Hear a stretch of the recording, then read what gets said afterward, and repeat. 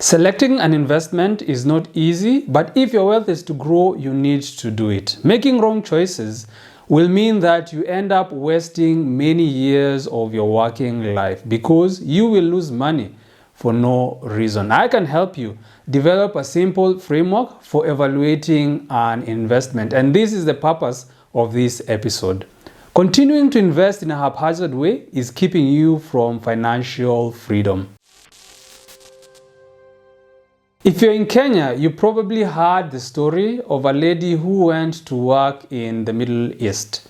This was about 9 years ago. She has 2 children, a son and a daughter. The mother would send the daughter money, and the intention was that the daughter would put that money in a fixed deposit account.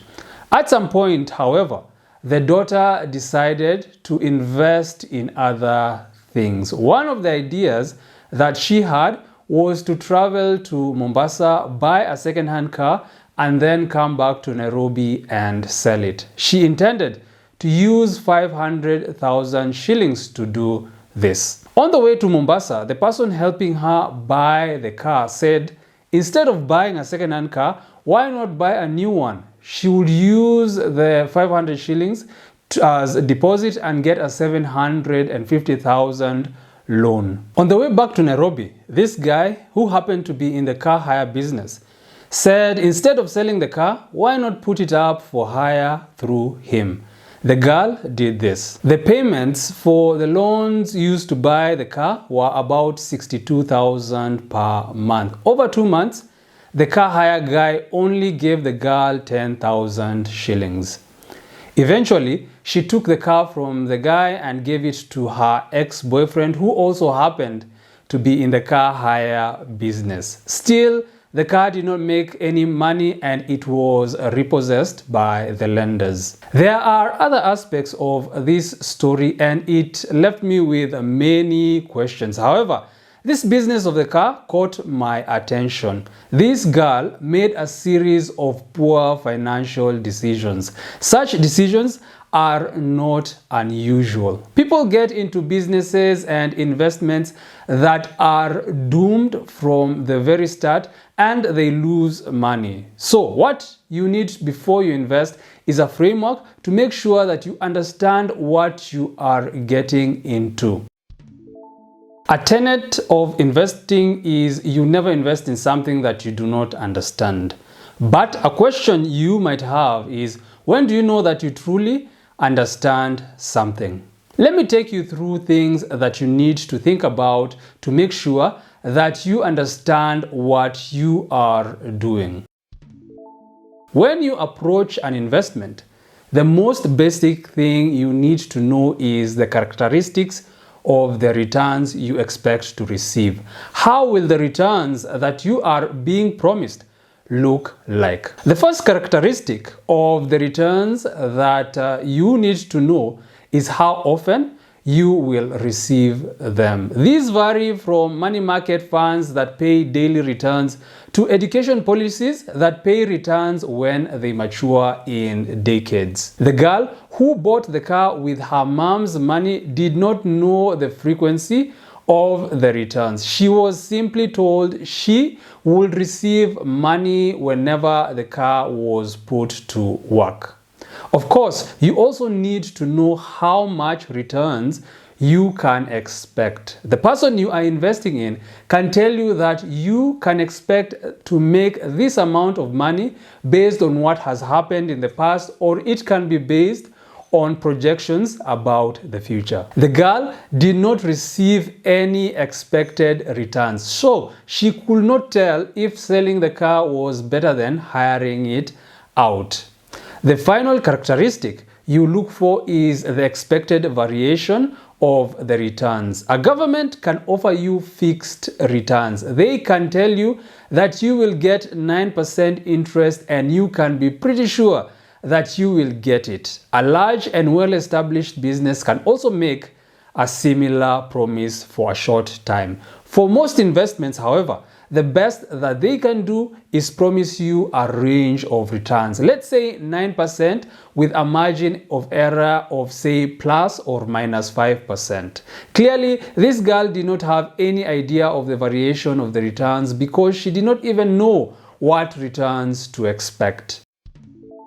So far, you have just been given basic information. You have no idea if it is reliable or not. In reality, you cannot make a decision based on just this information. You need to dig deeper. Specifically, you need to think about the variations in the returns. Earlier, we said that when you are promised returns, that promise comes with a margin of error. Even if they guarantee you a specific return, there is a margin of error involved. In this step, you need to ask yourself what can cause that variation. Here, you are thinking about all the risks that you are exposed to. For the car hire example, the girl faced a simple business risk. For her to get money, the car needed to be hired out. However, there was no guaranteed stream of customers to hire that car every day. There are other risks that she was facing, of course, but if she had thought about it, she would have started to gain clarity on whether this investment was what she expected. After you have an idea of the risks that you are facing, you then decide if those risks are acceptable in your situation. Different people have different capacities to absorb risk. A wealthy person can absorb more risk than a person who is not so rich. A young person more than an older person, and a single person more than a person who has dependents. In the case of this girl, she had a loan payment to make every month. She did not have another source of income.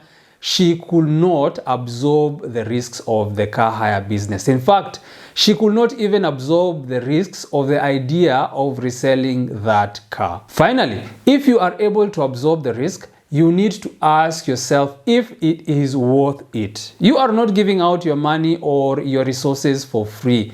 You need to be compensated for the risks that you are taking on. At this step, you ask yourself if the returns that you are being promised will make taking the risk worthwhile. Based on what the girl got from the car hire, the returns on this investment were 4.8% per year. That is about half of what she would expect from a safe money market fund. The investment was therefore not worth it. Comparing an investment to a safer one will many times tell you if it is worth it or not.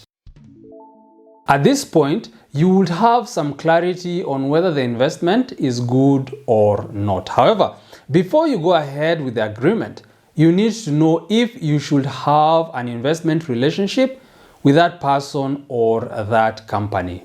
The first thing you need to know is the fees involved. How much compensation will that person or that company need for managing your investment? This is not a question that is usually at the top of our mind, but it is a very important one. The returns you are being offered are before taxes and many times before the fees. There is little you can do about the tax, but once you deduct the fees, the investment that seems attractive can become mediocre. From the story, I can't tell if the girl talked about the fees with the car hire person. This means the decision was rushed. In addition to the fees, you also need to know how often the manager will give you a report of the performance of the investment. You need to know the frequency of this report and the content. This is another thing that we often overlook but is extremely important. You cannot give hundreds of thousands or even millions to a person and not get regular updates on how that money is doing. This girl gave out an asset worth 1.25 million shillings and she had to keep following up for reports. Others cannot respect your money if you do not respect it yourself. And finally, before you get into an agreement, you need to know how you can get out of it. This is another area we tend to neglect, and it can cause us grief. You might find yourself in a Hotel California type investment where you can check out anytime you want, but your money can never leave. Even though the girl eventually lost the car, at least she was able to get it back from the car hire person. There are situations where this is not possible and your investment would be completely lost. Just before you go ahead and invest, you need to take your eyes away from the investment and look at yourself. Can you trust your judgment in this situation? There are times when an investment goes south, and to find the person to blame, you only need to look in a mirror. The red flags were all there. First ask, do you really understand the information that you are receiving? The decision to invest is yours and yours alone. This means that the person who needs to understand the investment is you. For whatever reason, we can be satisfied with having vague ideas of what is going on. For you to not understand is a big red flag. It means your expectations could be wrong. It means there is something that does not make sense. It means you need more time to think about that investment. Sometimes there could be something that keeps you from taking the time to think. There could be pressures that are pushing you to invest. This is where you feel like you must generate a certain level of returns. These pressures will affect how you make the decision to invest.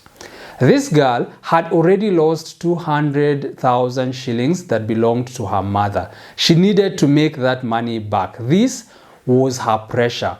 When something is under pressure, it looks for the easiest way out, and the car hire business seemed to be the easiest way out for her. Also, your relationship with the person who is offering the investment will affect your decision.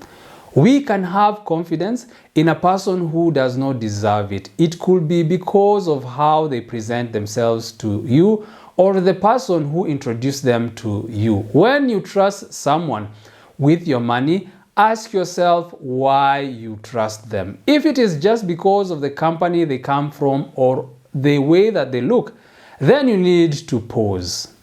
You want to trust someone who takes time to understand your specific needs and then helps you understand the different options that you have. This girl trusted a former schoolmate, an ex-boyfriend, and a person she met on Facebook. All of these are red flags. Just knowing what you need to do does not mean that you will always do it. So, what will keep you from following these steps the next time you are picking an investment? As human beings, we are mostly rational. We make rational decisions in most situations. However, there are times when we become irrational. Knowing the causes of these irrational decisions can help you be on your guard. The first cause is emotional gap. This is when you make decisions based on extreme emotions such as fear, anxiety, or excitement. These strong emotions can hijack your brain and lead you to make poor decisions. Let me use an oversimplified example. Let us say that one of your New Year's resolutions is to eat healthy. However, you are up and about and you are extremely hungry. It is very easy for you to forget your resolution in favor of your hunger in that situation. It is the same with investing. For example, picking a retirement investment should be done 5 or more years before retirement. When your retirement is close, you are afraid and you're not thinking clearly. Trying to start a business at that point or picking an investment is a recipe for disaster. Another thing that can make you irrational is you doing maths in your head. Even when someone is showing you numbers on paper, you will be making mental calculations, and these calculations are likely to be wrong. You are dealing with huge amounts of money and over long periods of time. Mistakes will be made if you do mental mathematics. A mistake that you will make is rounding down or up. When you are doing mental mathematics, 62,500 shillings will be rounded down to just 62,000. Over several years, however, that 500 shillings will add up. When you are doing mental mathematics, you will also trust all the numbers that you are being given. For example, someone tells you that you will double your money in 20 years. It seems like a good investment when you do mental mathematics. However, if you put pen to paper, you will realize that it is not. The final reason that would lead you to be irrational is trusting your own judgment too much. Lao Tzu said, "The wise man is one who knows what he does not know." Poor decisions come from not realizing that our knowledge is limited. Because of this, you might not even have a basic level of understanding of an investment. However, because you know some jargon or some concepts, you assume that you understand everything. "I do not know" or "I do not understand" will save you a lot of money. It is better for you to park your money in a bank account while you understand your options. It won't have grown, but it also will still be there when you need it. What are the specific things that you can do next time you want to invest? Do not make snap decisions. Deciding to take on a 750,000 loan on your way to Mombasa is a snap decision. The more money that is involved, the more time you need to understand what you are doing. Talk to people with different backgrounds about what you would like to do. Look for negative people to hear what they have to say. They might or they might not have your best interest in mind.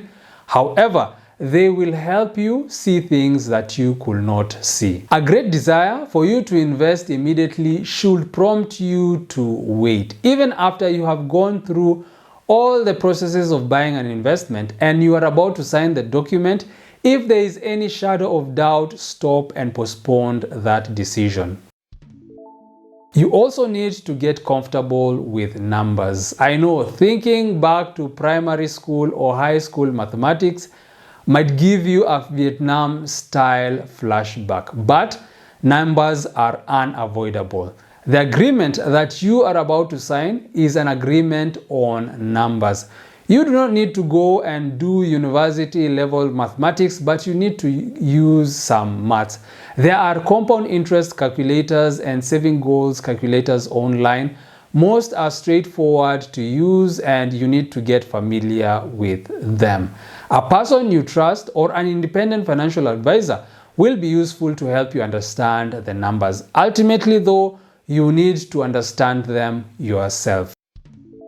Making investment decisions is not easy, but it is also not impossible. What you need is a framework to help you get the information that you need. You start with basic information on the investment and then dig deeper and finish with reflecting on your own motivation. There are some cognitive biases that will keep you from being thorough. However, avoiding snap decisions and getting comfortable with numbers will help you overcome them. When you invest in a haphazard way, like the girl did, you will lose your money. You and the people who depend on you will end up in tears. Be systematic and you will see your wealth grow.